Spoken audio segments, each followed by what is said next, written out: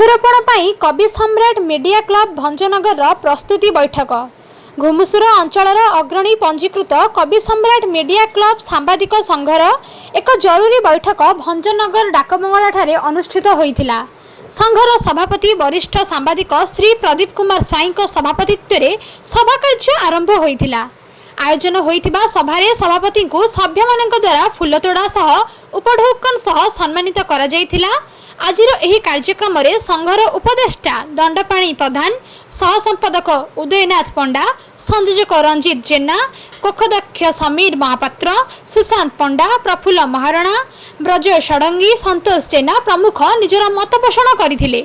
आगामी जुलाई 23 मंगलवार रे हेबाकु थिबा बृहत वृक्षरोपण कार्यक्रम किपरि करा जिवो से विषय रे पुंखानुपुंख आलोचना होइथिला। भंजनगर वन विभाग और कवि सम्राट मीडिया क्लब मिलित भाव 2 किलोमीटर रास्तार उभय पार्श्व गछ लगाइबा पई योजना चली पथ प्रांत सभा करिवार योजना अछि। यह सह आजिर एही प्रस्तुति बैठक रे नूतन सभ्य ग्रहण और समस्त सभ्य मानक डॉक्यूमेंट सबु जांच करा जायतिला। उक्त कार्यक्रम रे कवि सम्राट मीडिया क्लब उपसभापति पुरुषोत्तम महापात्र और संपादक चिन्मय बेवर्ता सभा परिचालना करथिले। सभापति द्वारा एक नैश भोजीर आयोजन करा जायतिला।